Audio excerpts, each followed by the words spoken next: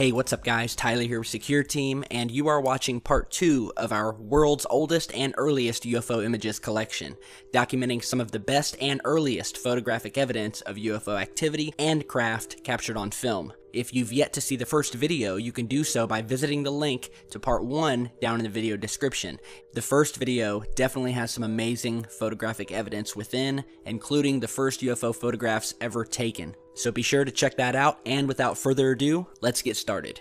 This image, captured in 1943 over the Japanese Sea during World War II, is one of the numerous UFOs photographed during the war, receiving the nickname Foo Fighters, a term which was originally coined by a cartoon comic character that was a favorite among US forces during World War II. And as you see in this image here, a Japanese Sally bomber flies over the Japanese Sea, followed by a dark sphere. Now, these Foo Fighter UFOs were quite common during World War II, as we showed you guys in the first video. There's some pretty good image documentation of these orbs that have come in various colors, from black to blue to white, that seem to have followed these airplanes. And we're talking Japanese airplanes, US airplanes, Nazi airplanes, and it basically didn't matter. They were all over. And the whole Foo Fighter phenomenon is extremely mysterious and interesting research.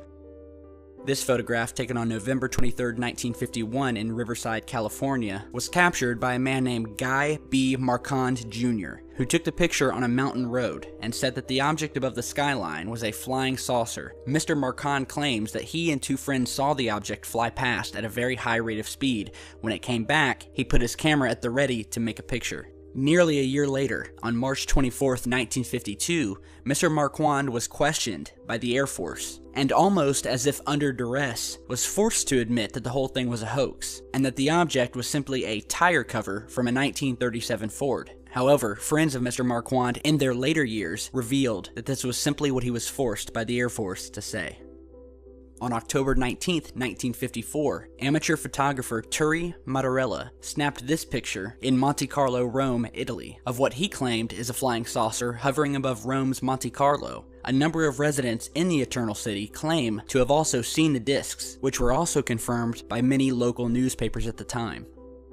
On May 7, 1952, over Brazil, newsmen Ed Kessel and Joe Martins of O Cruzeiro magazine were covering a groundbreaking ceremony near Copacabana when they saw a strange aircraft approaching. Cameraman Ed Kessel snapped 5 black and white photographs as the UFO came directly over them, circled them, and then flew back out to sea. They developed prints which showed a clearly outlined and sharply detailed, solid-looking disc-shaped object. Brazilian Air Force investigators tracked down at least 40 people who were in the vicinity that day and were witnesses to the object in question. In the end, Brazilian investigators had searched every angle of the story to find evidence of a hoax, but never found it. The two newsmen were considered very reliable, and there was no apparent motive for 40 or more additional and unrelated witnesses to perpetuate the story if it was not actually true.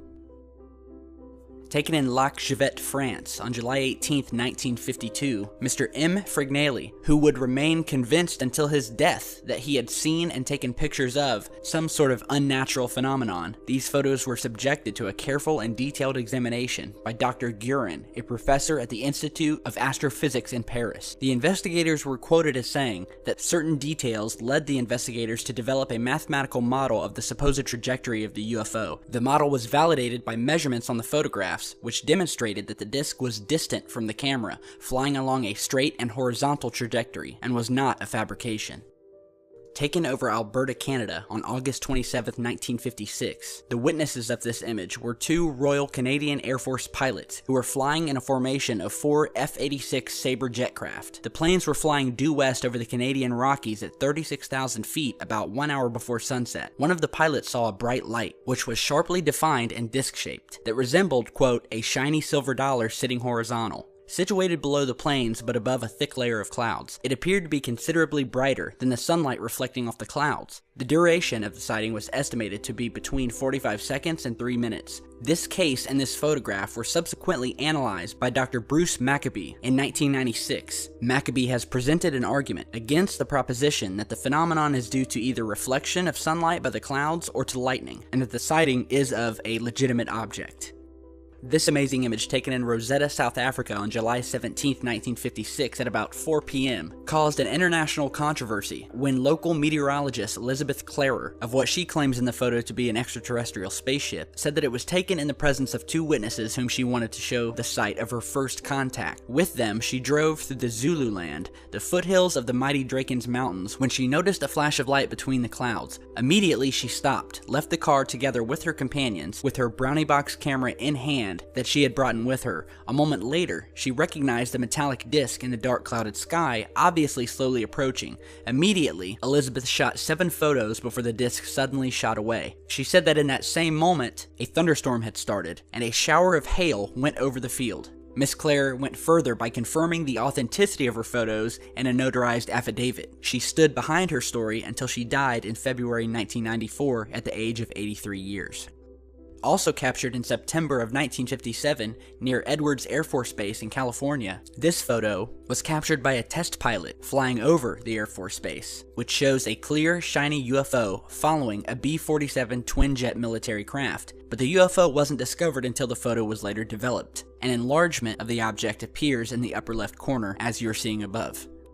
This sighting is one of the best ever recorded in Argentina, captured in 1960 in the town of Corbota, an image and sighting which is practically unknown to English-speaking ufologists, as it has been published only in Spanish magazines. It is a single witness case, but this witness is a high-ranking officer of the Argentinian Air Force. Even in Argentina, and perhaps due to the association of the witness with the AAF, the case was not given much publicity until 1977, when it was finally reported in UFO Press magazine. At approximately 4:30 p.m., the Air Force officer was in the area of Villa General Belgrano, about 70 kilometers from the city of Corbota. He had finished negotiating a wide S-curve when he suddenly noticed a rather close and unusual object hovering near the ground to the right of the road. Startled, he stopped the car, grabbed his camera, and proceeded to take a photo of the object, which was moving slowly. While he was engaged in winding the film to take a second shot, the object started to accelerate and disappeared into the clouds, which, as stated, were very low. Afterwards, he jumped back into his car and continued his trip to Corbota, where he proceeded to have the film processed. Another anomalous detail in the photo is the presence of a horse whose head is turned around, its attention apparently drawn to the object.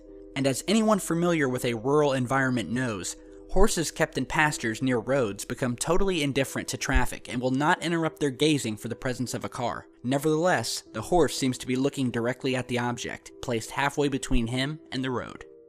This photographic entry has few details except an unknown location in the US on the date of June 10, 1964. It was said by the original finder of the image that it was discovered in her sister's old family Bible, and it was taken by her husband's father, but that he had no more info than that. There are no modifications whatsoever to the image, and based on the size and shape of the paper, this appears to be consistent with an old photograph, complete with wrinkles, water stains, and what looks like a cigarette burn. The image and the UFO within have been analyzed and deemed to be genuine, and is one of the earliest and clearest photographic captures of one of these alien saucer-shaped crafts.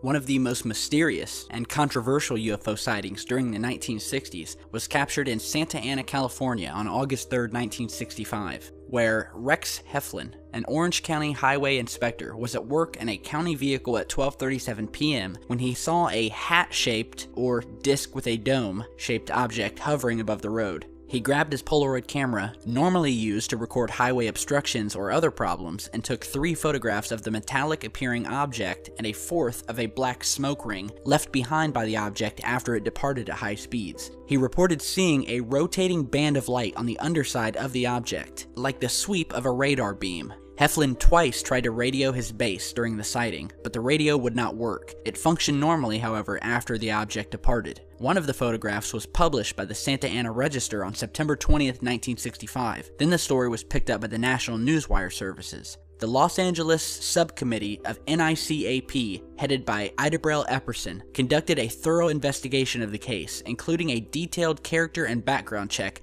on-site investigation and measurements, as well as photo analysis. Computer enhancement and photo analysis was conducted by Robert Nathan at the Jet Propulsion Laboratory, working with first-generation print and copy negatives made by the newspaper. Among other things, the analysis established photographic evidence to confirm the, quote, light beam on the underside of the object. Not surprisingly, the Air Force came out and issued a statement declaring the photographs to be a hoax, which was strongly disputed by the NICAP. Nathan specifically ruled out a model being suspended by a string as the explanation. Unknown parties later attempted to tamper with evidence and manipulate information. The copy negatives were obtained from Heflin under false pretenses by someone pretending to be from the North American Air Defense Command. Years later, Bill Spaulding of Ground Saucer Watch, using computer enhancement techniques, reported finding a line-like marking above the object, suggestive of a supporting string, implying that the UFO was hoaxed by using a small model. However, the alleged line clearly was either an artifact created by multi-generational copying of the photographs or a deliberately introduced marking to discredit Heflin. No such line was found in the originals by Nathan, the newspaper, or NICAP analysts, and the hypothesis of there being a string and a model in the photo were rejected. No such line was found in the originals, and the image clearly shows an object moving as Heflin sits from inside of his car, snapping the images.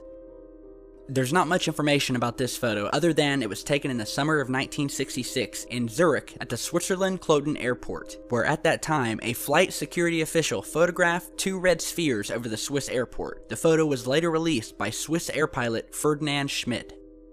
This last and probably most controversial of the 1950s and 60s UFO sightings was captured over Washington, D.C. in 1952 and is also known as the Washington Flap or the Washington National Airport sightings, which was a series of unidentified flying object reports from July 12th to July 29th, 1952 over Washington, D.C. An image and supposed video was taken of these objects as they buzzed over the White House, as you're seeing in the images above. Washington National Airport and Andrews Air Force Base picked up a number of UFOs on their radar screens on July 19th, beginning with a wave of sightings still unexplained to this day. These blips on the radar were objects traveling at about 100 miles per hour, but with the ability to accelerate to the unbelievable speed of 7,200 miles per hour. The Washington National sighting was confirmed by other local radar, and then Andrews Air Force Base was contacted. The phenomenal sightings would bring about an Air Force press conference on July 29th, with Major General John A. Samford in charge. The official explanation was temperature inversions, which supposedly caused ground lights to bounce off of the clouds, giving the appearance of lighted craft in the skies. The naive and trusting press accepted this explanation at first, in lieu of any other, quote, reasonable evidence. This explanation, however, was scoffed at by ufologists, knowing that it did not explain what was seen by pilots and radar operators. Even Project Blue Book would dismiss the temperature inversion explanation, as it later labeled the Washington sightings as unknown.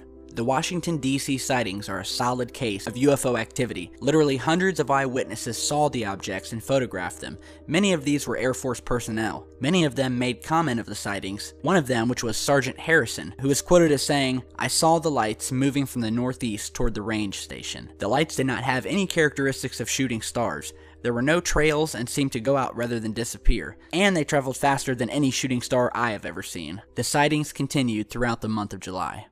So what do you guys think about all these sightings? Be sure to let us know down in the comments section, and stay tuned for part 3, which we will have out sometime in the next week. So do be sure to share, like, and subscribe, and as always, check back real soon.